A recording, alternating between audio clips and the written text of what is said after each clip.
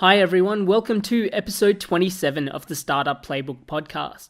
My name is Rohit Bhargava, and each week I interview successful founders, investors, and subject matter experts on how they got started, the strategies they use to succeed, and their advice to current and future entrepreneurs. In this episode, I interview Brett Adam.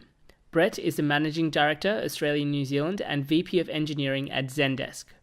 Brett has over 25 years of experience in the software industry with a background that includes CEO and CTO level positions in both public and private companies. In the interview, Brett shares why startups should look to bootstrap their business, getting validation from the mainstream market, the importance of investing in relationships, and navigating the different stages of growth. Without further ado, here is my interview with Brett Adam.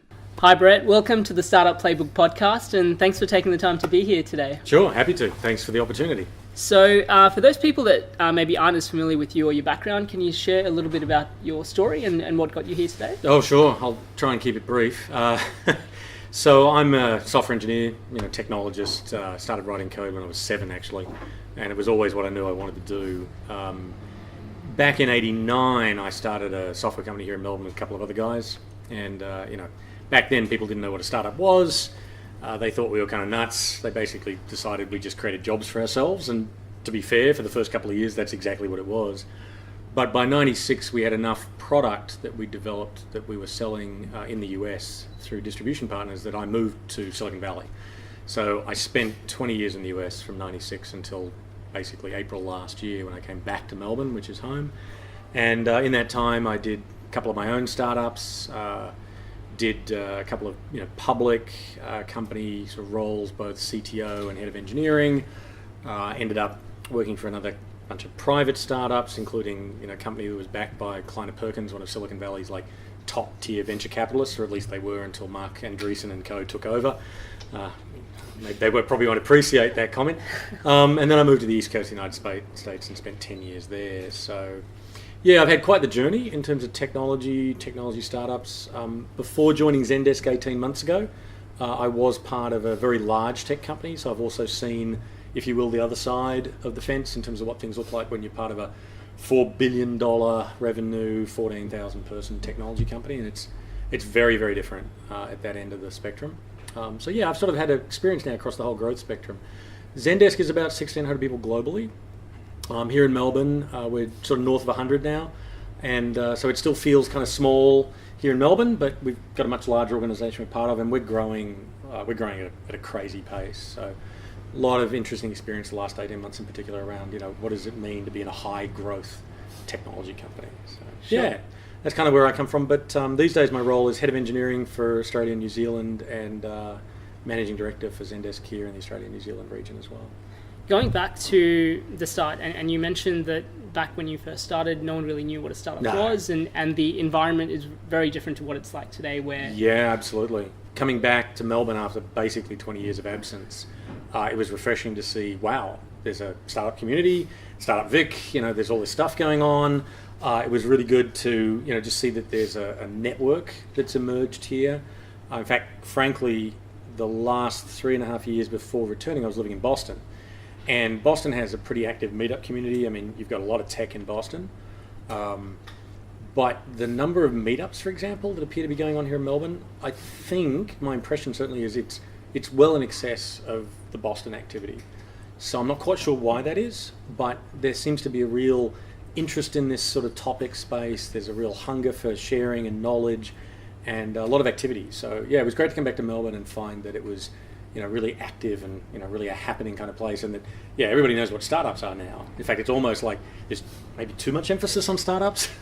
So we can talk about that a bit if you want, but yeah, it's been great to come back to an active environment. Yeah, what are some of the drawbacks for you from what it was like earlier, where I guess you had people that were really sort of, like you said, you were coding since you were 7, yeah, to now where it's almost viewed as a cool thing, and kind of like the trending sort of thing to do is start your own startup and kind of chase the big success story. So you asked what are the drawbacks of that. I don't think there are any drawbacks to having more people taking a risk, having a go, the entrepreneurial spirit. I think it's great to see it alive and well, and no longer do people assume that if you want to do something like that, you've got to go leave the country. Back in the late 80s, the early 90s, it was, you want to do something like that, you probably have to leave the country. I mean, literally in January 96, I said to my two co-founders, look guys, we're not going to make any real money unless one of us moves to the United States. And they both looked at me and said, good idea. And I left 2 weeks later. You don't have to do that anymore. There's obviously opportunity in the domestic market, but I think it's possible. And actually one of the things I often say to startups is don't limit your thinking to the Australian domestic market. The playing field is much more level than it used to be. I think routes to market and access is much easier, particularly if you're a tech startup, than it certainly was. So I'm not sure if there are drawbacks to it per se. I think it's a very positive environment at this point. The challenge of being in Australia back then was simply that there was really very little route to market outside the domestic market because we didn't have the internet, right? I mean, we're talking 1989. I mean, the internet existed and we had access to it via what was called UUCP, which was Unix to Unix copy, which is a file transfer over a modem. An email would be like days to get delivered. No, I'm not kidding. Imagine email that takes days to get delivered to the other side of the planet. So the internet existed, but it was nothing like what we have today. And so you were still very much in a traditional world where, software gets put on, it wasn't even a CD. Software gets put on floppy disks, gets put in boxes, physical boxes get shipped around the planet. And so trying to do that kind of stuff in Australia back in the late 80s, early 90s, it was a very different game. And there was little domestic market for us. We were building tech products and, I guess always building things that we thought were cool, but learned the lesson that just because we think it's cool doesn't mean the market will think it's relevant or useful. So we learned that lesson a lot. But it was a very totally different world in that sense. Sure. And so you mentioned that you were in the US for about 20 years or so before moving back here. Yep. What are some of the, differences that you're seeing between what's happening in the US and what you're sort of seeing now, locally? Currently. So look, I think, again, I spent 10 years in Silicon Valley and then 10 years on the East Coast. It probably sounds entirely obvious, but I think it's very true that there's a maturity in the sort of startup model that includes everything from founders and their mindset and their expectations all the way through to funding, venture capital. There's maturity in that entire sort of ecosystem, to use a word that's unfortunately really heavily overused now. There's a maturity in it that we just lack. We just don't have it. And so a lot of the things you might look at that are happening locally, particularly around, say, Victorian government initiatives, I happen to be involved with some of those, they're very much about how can we kind of accelerate maturation of some of the essential infrastructure and other services that entrepreneurs need, right? That people need. And some of it's about access to capital, some of it's about access to talent, some of it's about access to universities, cooperative. How can you kind of harness the local sort of expertise and sort of invention capacity and innovation capacity within, say, the university sector. Some of it's about that. Some of it's about just getting the right network connections to happen. There's a maturity that the US has that I would say we are still a long way from. It's not for lack of enthusiasm. It's just we haven't really been doing it very long. In Australia generally, and certainly not in Melbourne. We just haven't been doing it very long. The maturity is probably the most obvious thing that jumps out at me. I think sometimes there's a good part to that because there's maybe a fresh way of thinking about it. I know that when we did our own startups here in Australia, and then when I went to, and the last one I did personally was founded in California in '98, we took the bootstrap model because there was no such thing as venture capital in Australia at the time. And so we built a business that actually built product and sold it to customers. And we actually learned how to do that because if we didn't, we were dead. When I got to Silicon Valley in '96, and I think still very much true now, because access to capital is, I won't say it's dead easy, but there's a lot of ways to raise capital in the Valley, a lot of capital around. It becomes possible to maybe keep taking money and obviously selling your equity, taking money to keep the kind of idea, and we hear this term pivot, and it's pivot, pivot, pivot, pivot, and when you've got ready access to capital, you can keep trying and pivoting. Here, because the capital is harder to get and there's not as much of it, maybe you can do that once or twice, and then it's like, maybe you better find some other fundamentally different idea. So there's some good sides to that, I think, that we are, I think, still in an environment of scarcity with respect to capital that that encourages to figure out a real business sooner rather than later. Whereas in the Valley, I see and saw back in the late 90s, and certainly I see again, maybe it's a little too easy to raise finance, and so maybe not everybody who raises finance really should have, because some of them aren't. There's a lot of criticism about some of the startups that have been born in the Valley the last couple of years. Like, where's their actual value? What's the redeeming value, the intrinsic value of what they're doing? A little bit questionable. Whereas I think here there's still a discipline because there isn't as much capital. So there's some good things to that as well. On fundraising, do you think that there are any particular sort of business models or verticals or particular businesses or startups where it makes sense for people to bootstrap for Wow, okay, so that's an interesting question in terms of like sectors or business opportunities where bootstrap. So my general advice to people, and I'm a little biased because I did 4 bootstrap startups, and I admit that the last one, given it was in the height of the dot-com craziness, I probably should have taken capital. It was kind of stupid not to in hindsight, but that's a whole different story. I think that in general, my advice to people is always try to avoid taking money from investors unless you've got product market fit and you clearly have been able to identify a market opportunity that you can grow into at a much greater pace than your actual organic revenue generation will serve. In which case, then you should ask yourself, is there an opportunity to take growth capital? But taking money to prove your idea, to get to market validation, if you will, it just seems to me that you should avoid that as long as possible. Find a way to maybe engage early customers as design partners. I did that in the Valley, in fact, even in the height of the dot-com. I basically pre-sold licensing rights to a piece of technology I had not built yet. And the partner involved knew I hadn't built it. They knew that we were basically doing cooperative development. They wanted exclusivity for a certain market segment for a certain period of time, and they were willing to basically fund me to build the tech they needed such that I would also therefore have a product that I could go sell elsewhere. And there was a cooperative development model that was a whole lot better than taking investor money. There was no equity involved, and it was milestone based, and just the same thing you'd get from an early stage investor. They want to see proof and so on. But in this case, there was a win-win because it was a commercial value that they wanted. I talk to Melbourne-based startups on and off, and as much as possible where there's an opportunity to do stuff like that, I'm like, don't go take investor dollar until you've kind of exhausted your opportunity for something like that, for finding early customers, because the sooner you learn how to actually sell your product to someone, the better off everybody will be. So that's sort of the way I tend to think about it. So as to whether there's a general type, it really is if you've got a short sales cycle, ideally self-serve, sign up, buy something without any human involvement. If you can automate the customer acquisition process, get to zero touch, then really look at how quickly could you generate revenue and push on that point rather than say, oh gee, we really should go sell equity. Try and go sell your product. It would be the general thing I say, but I'm not sure I would point at any particular category. Maybe it's easier to do that in consumer spaces. Well, one of the things that I'm seeing with a lot of startups is that they tend to get up to the product market fit, if you could call it that stage, where they've had a hypothesis of a problem. Yep. They've managed to find some customers that some early adopters, yeah. But what really seems to stumble a lot of startups is what happens next. Right.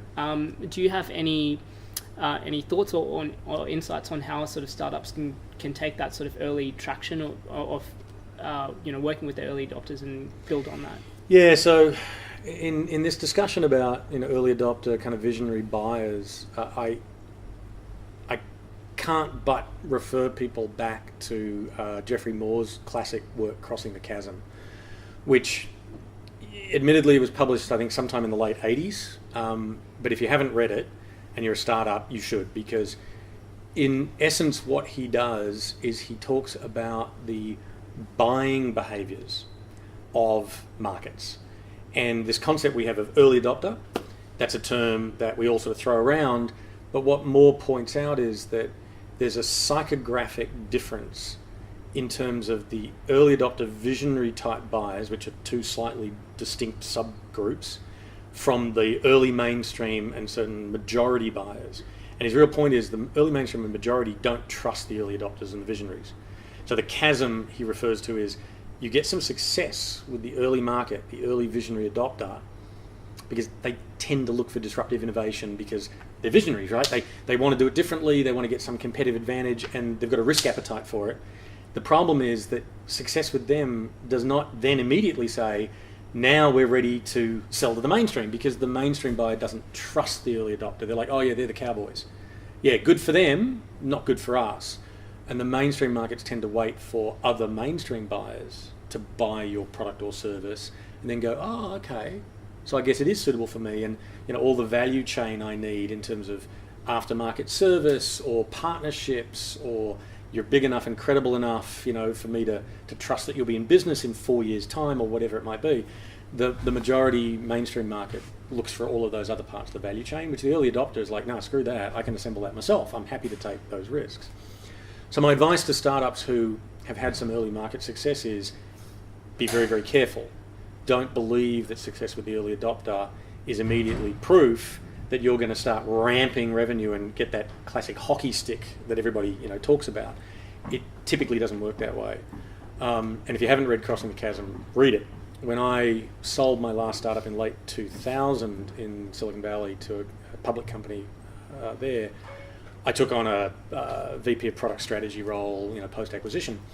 And it took me about 2 weeks to realise nobody knew, in product strategy and in the product management marketing organisation, nobody ever read this book.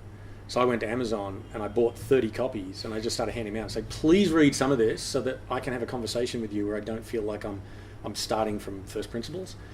Because introducing new product to market, if you don't have an idea about the technology adoption cycle, it's tricky.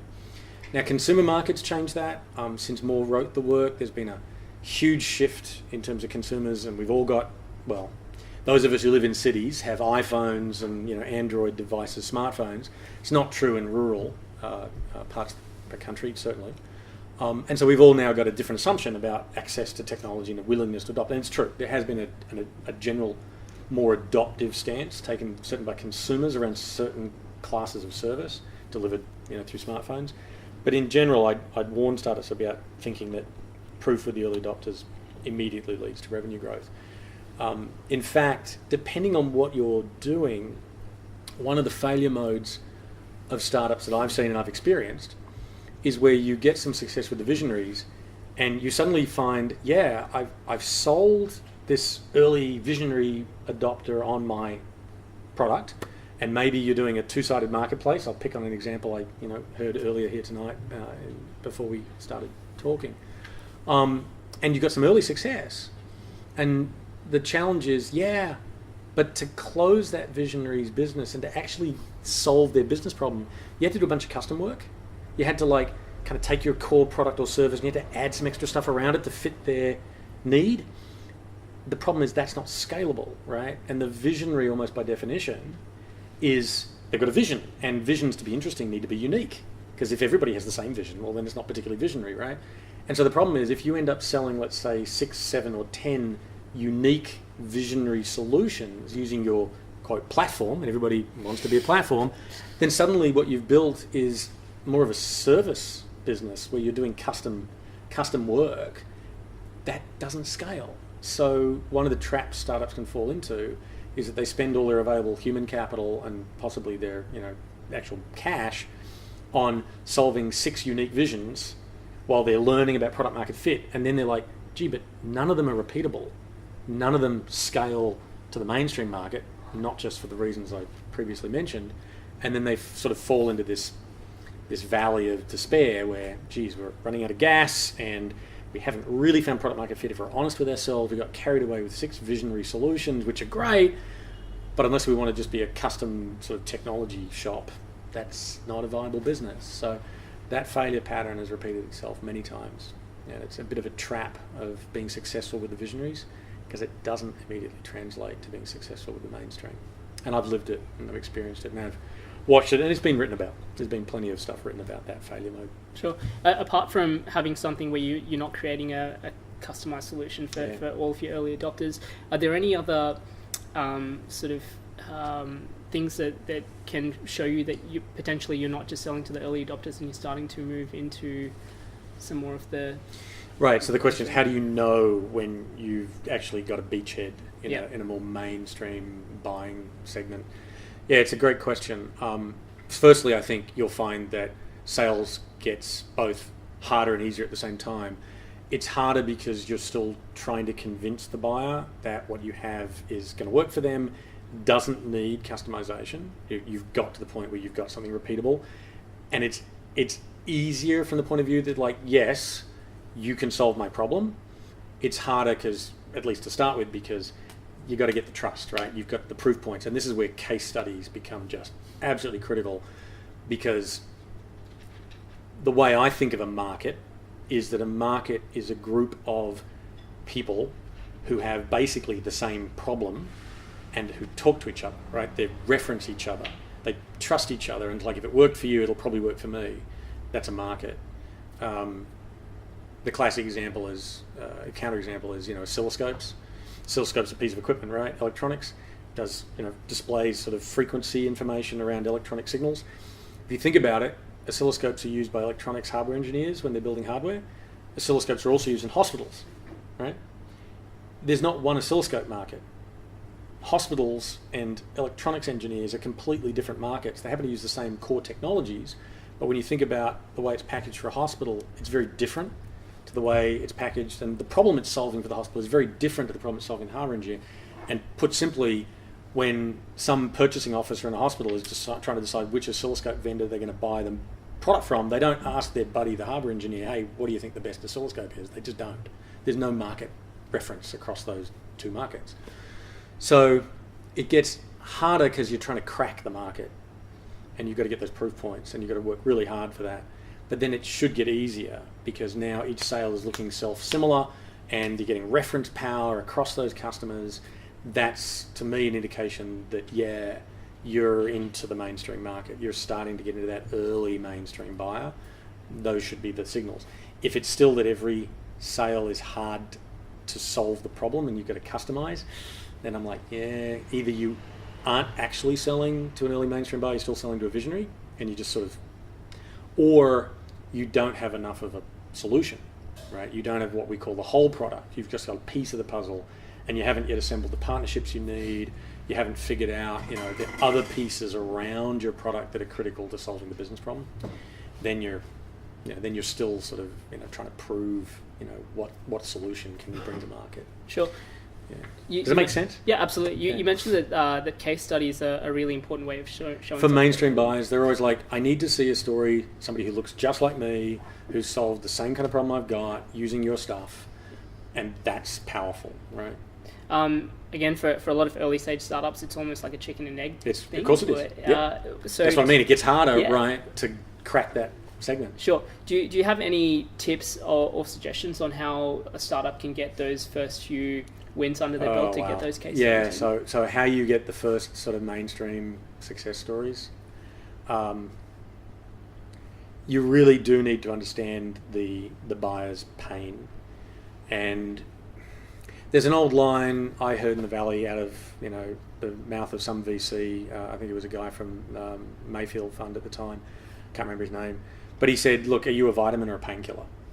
Because people will take their painkillers when they're in pain, but they typically don't take their vitamins. And a lot of startups say that they're a painkiller, but the truth is they're a vitamin. They're kind of nice to have. They're not a, and so. The key question, I think, becomes, have you found the pain of that mainstream buyer, and it's a real problem that they have to solve, and by pushing on that pain point, they react, and say, oh my God, that hurts, stop, yes, I need what you have. Have you found that pain point? And you might be sort of pushing around it, so you get a bit of a reaction, but it's not strong enough for them to overcome their more conservative, risk-averse profile, right? It's not ready to buy. So part of it is just zeroing in on the pain and getting really, really good at articulating the problem you solve, getting really good at that problem being one that they actually care about. There's a concept called latent pain, which is, let's say you wake up in the morning, right, and your head hurts. My head hurts. Now, there could be lots of reasons your head hurts, right? Is it because there's something wrong with your neck? Is it because you've actually got a toothache? What is it that is the real problem here? A lot of people, I just kind of feel cruddy and my head hurts and I'm not sure why. And, this goes on for a bit. Well, eventually maybe you go to the dentist and says, oh my God, you need a root canal. Oh, that's why my head's been, Sometimes you've got to help the customer get to the point of articulating the pain because it's latent, right? They haven't really articulated, don't really know yet. That's very much the case with new innovations into mainstream markets because they don't have a name for it. They don't yet know, they haven't named this pain. That's great if you can find it, but it means you've got work to do. It's great because chances are good that there won't be that many other startups trying to go for the same pain.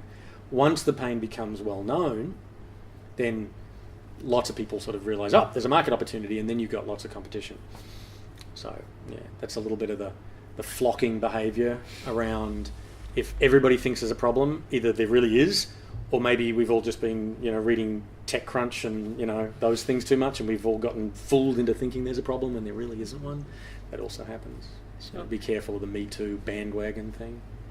So I guess fast forwarding and assuming things go well and you've got some case studies and you're starting to get into the more mainstream market. You've done the hard work, you've found a few entry points, you've overcome resistance. Yeah. What are some of the challenges that then kind of come into that next sort of phase? Well, one of them is getting carried away, and again, I tend to be more conservative in the way I think about some of these things, I guess. One of them is getting a bit carried away with early success. When you finally actually yes, we've got a beachhead. It definitely has mainstream buying characteristics. It's not the visionary sort of early kind of phase. So all the signals are right. You can get a bit carried away and say, great, now it's time to ramp up our sales force. And so you start hiring salespeople and you go raise investor capital or your fourth or fifth round of capital. Hopefully you haven't got that far down the track before you find this mainstream market profile. And you get carried away. Right, and when I got to Silicon Valley in '96, the dot-com boom was taken off. Right, Netscape had gone public in '95, year before or so, and it was just out of control. Right, '96 beyond, it just went crazy, and I watched startups taking massive amounts of VC because they could, but never learning how to solve a real customer problem, and so they just started basically devaluing the dollar, throwing money at hiring expensive salespeople and crazy marketing campaigns and lots of fancy office space, and it was just nuts. As a startup who's finally found some real traction, it can be easy to get carried away, and just, now it's time to scale. It's still a slow process, would be my caution. And again, you need to be sensitive to your market adoption dynamics. Maybe you have, in fact, found a beachhead that rapidly sort of goes viral. Fantastic. It does happen. Not that often. So getting a little too carried away a little too early because you've been waiting for this, after all, for so long, and it's finally like, oh, it's here. Let's go, pedal to the metal. It's like, yeah, whoa, watch out, you might run out of gas, So that's a tricky thing about balancing your burn rate against the actual revenue capture that you're able to achieve.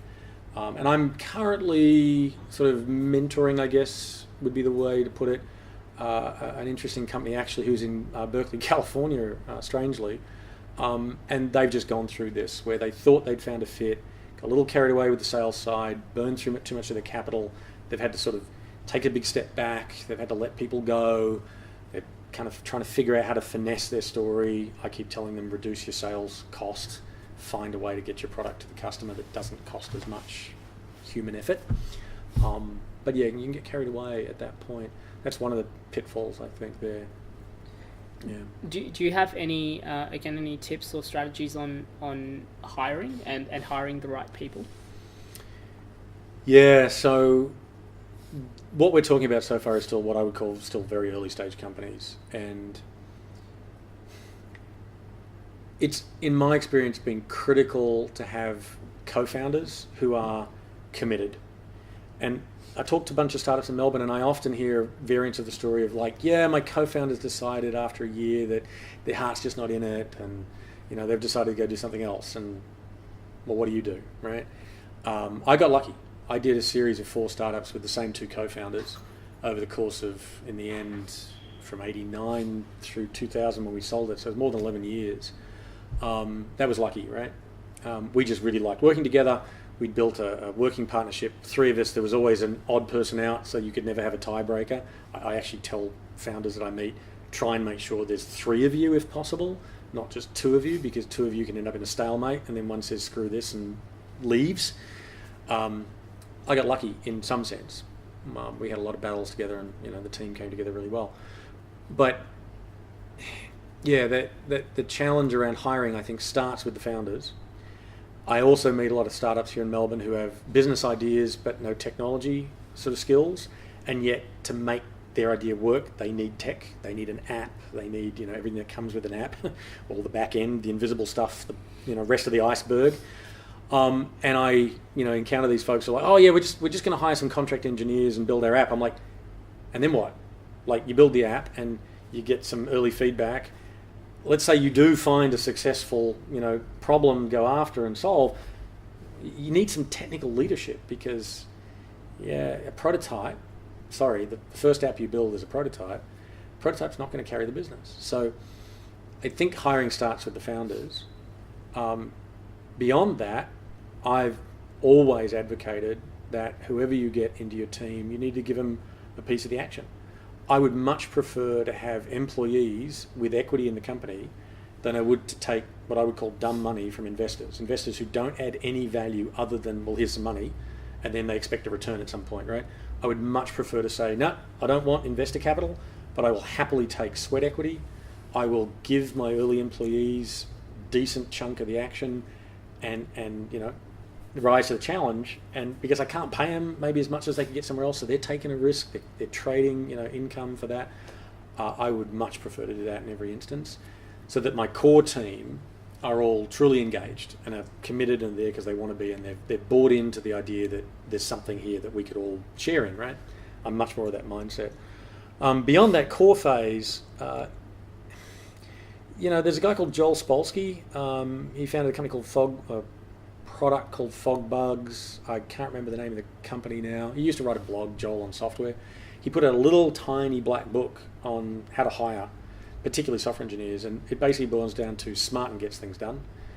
My general philosophy has always been find people who are highly motivated, who can show you from the stories they tell you that they've learned from experience and are continuing to do so, and are smart, and then pretty much whatever problem the startup throws at you, they'll figure it out, right? So I'm a big fan of hiring smart, motivated people who've proven that they can get stuff done and learn from the experiences they have. That to me is like just key in the hiring equation. And in a sense, still apply that thinking here at Zendesk, for example, in hiring particularly engineers, which I'm responsible for here in the Melbourne office. Is I kind of don't care whether you've got that PhD or university degree in computer science as much as what's your experience and track record of taking challenges on, learning and getting stuff done. Because that's kind of what's going to matter, because we don't exactly know what the environment will throw at us. And in a startup, in an early stage company, that's just true in spades, right? So that's one of my advice. Beyond engineering, I want the same thing from salespeople, because particularly early on, the sales model's not proven. You can't just give them the playbook and say, follow this formula.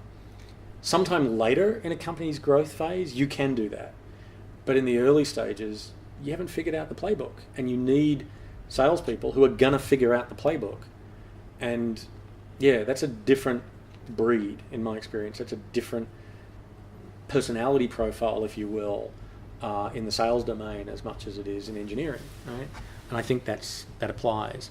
So I've seen startups who think, oh great, we'll now go get our first professional salespeople, and they go for the enterprise sort of salesperson who doesn't fit in a startup mode, but yeah, maybe is interested to give it a shot. But you've got to ask, do they have the aptitude, do they have the mindset for it, even if they don't have the experience, but do they have the other qualities that they're going to need? And I've seen that failure mode as well.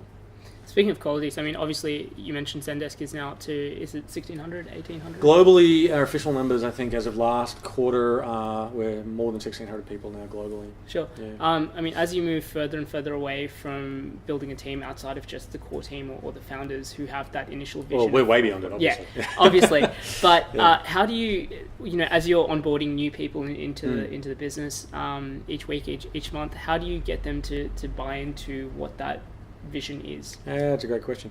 First of all, you've got to have a vision, and you've got to be able to articulate it, and you've got to have, as much as possible, everybody in the company knows what that vision is.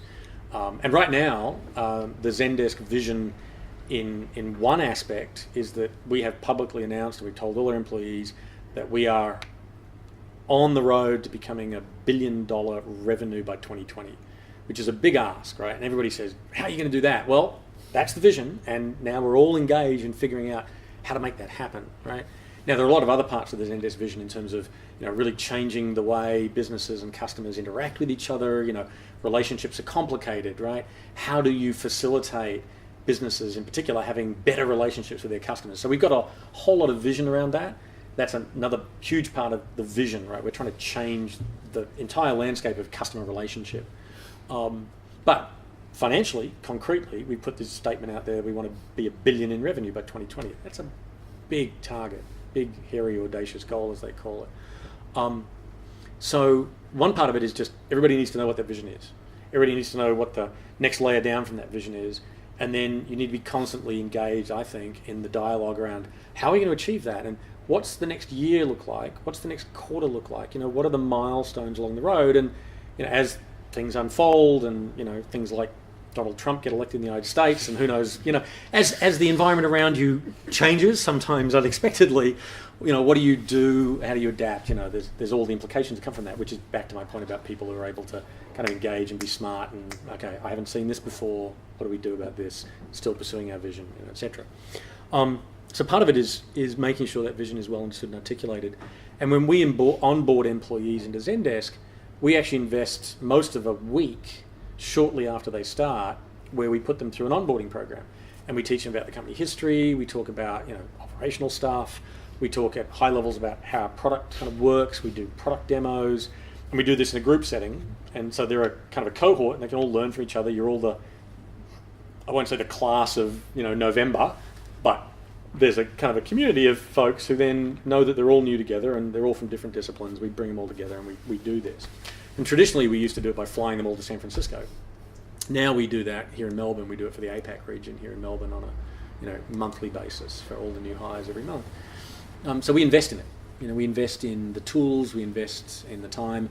So I personally, every month, I do an hour and a bit session on introduction to engineering at Zendesk, not just for the engineers, but for all the salespeople, the marketing people, the finance, advocacy, et cetera, et cetera. And I give them an overview of this is what we do, this is how we do it, this is the history, this is why things are like this, not like that.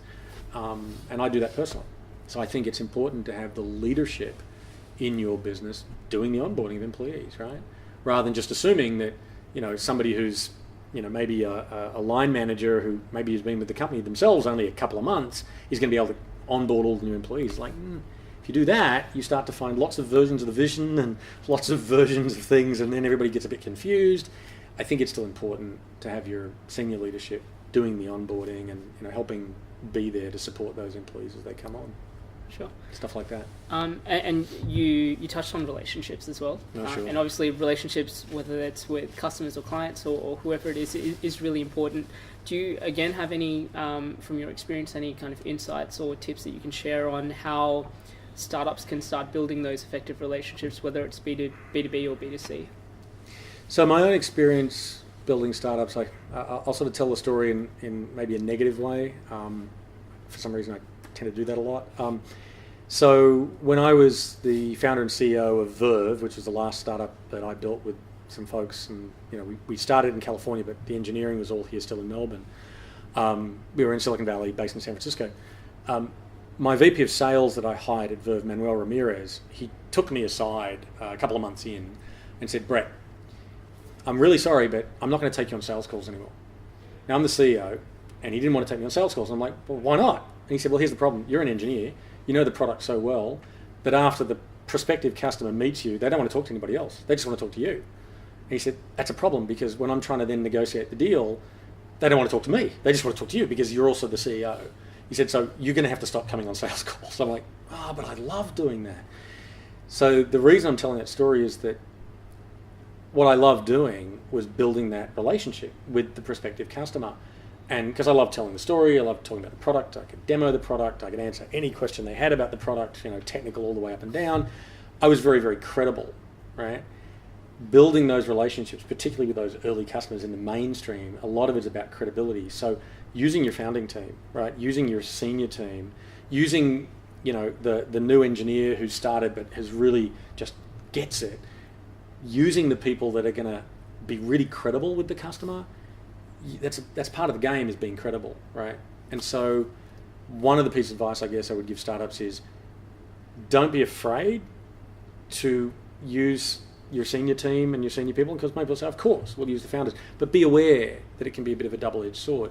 But really invest, particularly in those early customers, invest in building those relationships, because done right, that's where you will overcome, the resistance of their marketing department and their legal department to giving you the case study, because your champion inside that you've invested in, you've built that relationship with the champion, you've made them successful, you've made them look good internally, they will turn around and help you look good. If you don't do that, you can maybe get the deal done, but if you're in too much of a hurry to go get the next deal done, you don't invest in building that relationship, you're not going to get what you need out of those early customers. You're not going to get the reference power you need, right? So one part of it is, yes, invest a lot of energy in building out those relationships, and it's about credibility, right? Sometimes it's about the credibility you've built through the customers you've got and the case studies. Sometimes it's just about personal credibility and being willing to sort of put yourself on the line and say, I know you're taking a risk to go with us. I will personally be there and I will stand behind that, and we will make you successful, which as a founding CEO I had to do a lot of in the early days. And then Manuel said, enough, you need to step out. That's something, funnily enough, I've kind of touched on with a few other podcast guests as well, is at a certain stage startup founders need to start letting go of certain aspects of it. Mm-hmm. And a lot of people find that really difficult. I know I personally found that very difficult when I was running my own startup as well. Yeah, I actually call it founders syndrome. Yeah. I don't think I coined that phrase. Look, it's again, I earlier touched on the idea that there's a maturity in the US markets and technology landscapes and entrepreneurial space that isn't here. And one of the things it's almost like everybody just knows, is that it's very, very, very rare for a founding, startup founder to be able to take a business all the way from concept through those early stages into the growth phase and into becoming a substantial public company. It's very rare. You see the stories of like Mark Zuckerberg, you see those stories, yes, but they're exceedingly rare. The accepted wisdom, the conventional wisdom, is that there are different CEOs, there are different executive teams, leadership teams that you need for different phases of growth. People who are really good at dealing with enormous levels of ambiguity in the very earliest conceptual stages, the very early market stages, those people are very different in terms of profile and experience, frankly, from people who are good at taking a $4 billion revenue company and moving it to $4.5 billion revenue company, right? Or who are good at taking a product market fit, we've got the beachhead, we've got that proof points that we need, we've got the reference stories, we're ready to scale. That scaling part, that next part, yes, you may be able to do it, and by all means give it a shot, but be cognizant that maybe there's someone else who's already done it before, or who's just a different profile that might be much, much better at the job. And when you get professional venture in the US involved, they will have that conversation with the founding team early on, and they will at some point say it's time to introduce a different CEO, different leadership, because we're at the point where we need that skill set, we need that experience base. That will happen. Sometimes that conversation goes well, where you've got founders who are self-aware and are like, you know what, you're right. Sometimes it does not go well, and you end up with either nasty boardroom fights where founders get evicted essentially by the investors. Sometimes you end up with investors saying, fine, then there's not another round of capital coming from us, and then the startup kind of runs out of gas, loses its way, and things can get pretty nasty. So being aware of what is it you're in it for, what is your capacity, and if you start to get the suggestion that maybe it's time to take a hard look in the mirror and ask, am I still the right person to take this to the next phase? That can often be a very difficult thing for founders to do. My advice would be, you know what? It's a lot of fun to work around the clock and do crazy stuff to get the startup off the ground. It's a lot of fun to do that. Do you want to keep doing that? Because if you're going to try and learn how to do things at the next step at the same time as this thing needs to be successful, and you've got all these employees depending on you, and you've got these customers depending on you, and maybe you've got investors now depending on you, ask yourself, is life too short for that? I could probably admit that I destroyed 2 relationships in the course of doing my 4 startups over more than 10 years. In hindsight, was that really a good price to pay? Not sure. So, ask yourself that question, and be perhaps open to the possibility that maybe someone else would be the right choice to scale to the next level.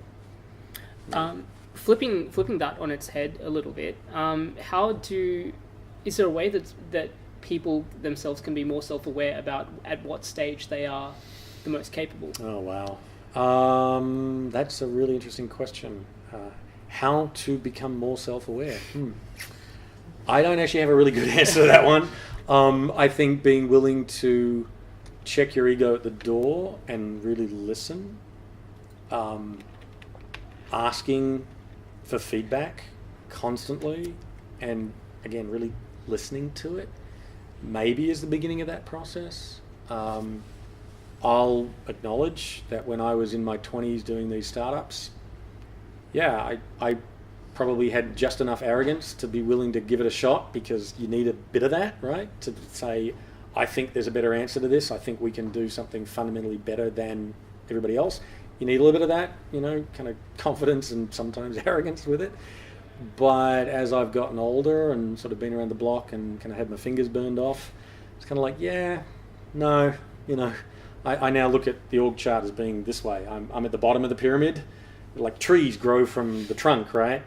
And the leaves is where all the photosynthesis happens. And so I think of myself now as I'm somewhere down the bottom of the tree, and I'm supporting everybody in the organization. And my job is to hire good people and help grow the tree so that we can do more and more stuff. But the old traditional model of, the leadership is at the top of the pyramid. I think it's the other way around.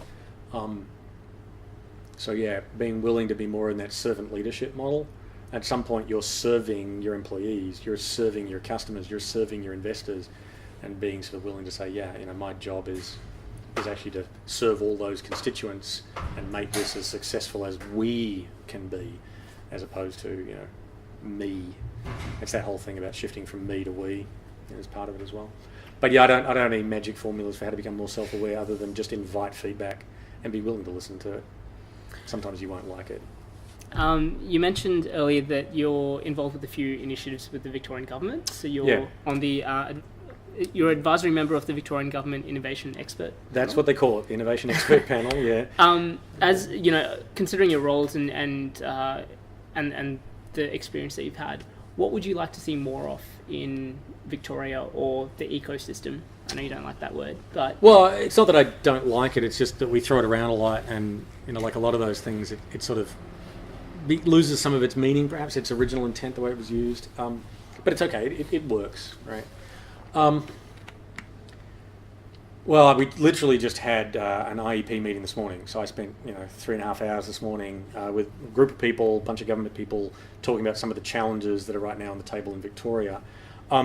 And I think if you look at it from the long-term perspective, what I personally want to see is that we have a dramatically increased involvement in what I would call, people loosely call STEM, but I would call basically more creative, more sort of scientific, more, tech sort of engagement, and that involves including, risk appetite and entrepreneurial thinking from as early as elementary school, primary school, honestly. I really think that our long-term success is going to be helping build and breed and educate the next generation of folks who are willing to say, hang on, maybe there's a better way to do this, right? Whether it be literally starting a business or just in their role in whatever job, whatever career they choose, just being constantly willing to challenge the status quo and say, hey, maybe there's a better way to do this. We used to have a term here in Australia, the clever country, right? And then people started talking about the brain drain. It feels to me like if we can really invest collectively, and government's a piece of that, if we can collectively invest in really making that part of the way we educate our kids, we're going to create that skills base that we need for who knows what, right, is out there 5, 10, 15 years from now. There are countries like Singapore that just have radically different education models, the way their entire classroom is structured, the way students teach each other. Really early on, they teach students to do that and work in teams and collaborate, and it's a very different model than we traditionally have here. I mean, there are schools here doing it, and there are certain programs that do things more like that, certainly. For me, that's one of the big issues, because if you look beyond the immediate couple of year horizon, with the current crop of sort of entrepreneurs we have, you go 5, 10, 15 years out, it's very true that we're going to be in a very different economic environment. And we're going to need, I think, way more of that, because just like Zendesk here in Melbourne, we are deeply involved in machine learning and sort of artificial intelligence, and everybody's sort of getting on that bandwagon, and we finally have the computing power to do it. We're going to be talking about a lot of automation, of a lot of things that maybe traditionally we thought were, possible career paths. There's a real challenge on the table about how to, use human ingenuity and capacity and creativity, for the betterment of society, where increasingly we're going to be able to automate a lot of stuff that used to employ a lot of people and perhaps isn't going to do quite as much of that in future. And that's a big challenge. That's a really big challenge on the table. So that's, for me, one of the bigger issues. Then there's lots of more tactical issues just around, how do you get engagement between our sort of academic institutions that we have plenty of here in Victoria. How do you get them more engaged with, business and market opportunity? That's often a difficult relationship. I personally experienced that with Zendesk, trying to partner with some of the universities locally, as we've done.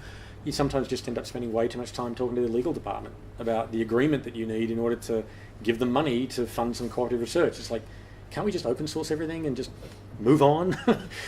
So there's friction in the system, and so some of it is more tactical around how can we reduce those frictions. What role can government play, perhaps, in helping reduce those barriers, either through policy or very tactical investment in infrastructure and so on. And a big part of it for me is what can business, what can the participants in the economy on my side of the table, what can we be doing to either collaborate or help streamline or certainly invest in creation of skills and creation of what we need for the future. So there's a lot of pieces to that puzzle, but for me a lot of it comes down to education and just growing the talent pool that we have available for whatever it is that lies around the corner.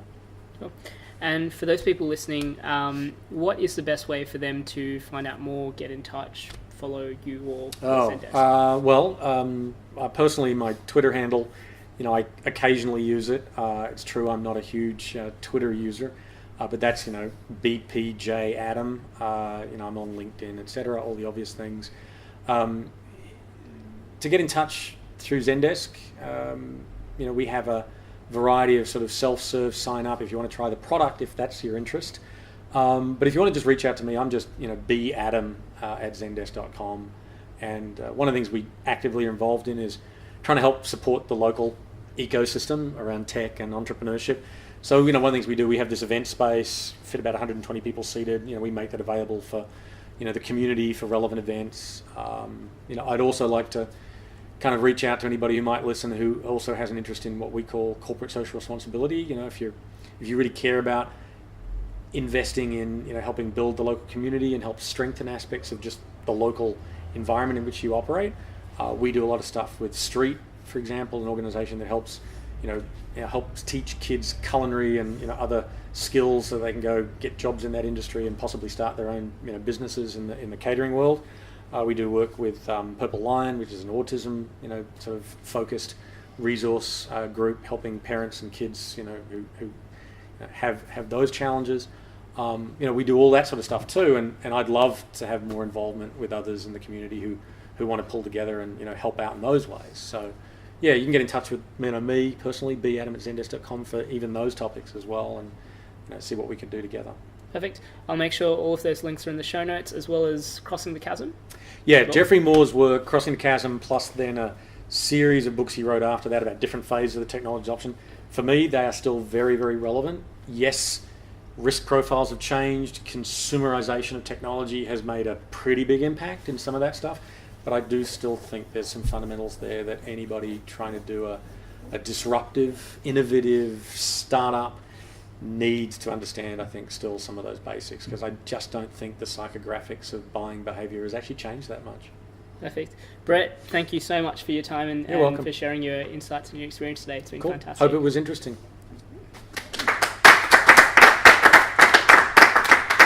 Thanks for listening to episode 27 of the Startup Playbook Podcast. You can find the show notes of my interview with Brett, along with a curated list of tools and resources for startup founders at startupplaybook.co. As always, you can join the conversation through our Twitter account. The handle is @PlaybookStartup. In the next episode, I interview Matt Allen. Matt is a founder, angel investor, and a technical recruiter at Look Ahead Search. In the episode, Matt shares how to get a developer for your startup, why competition is validation, and when you should look to get investors on board. Don't forget to subscribe to stay up to date with our latest episodes.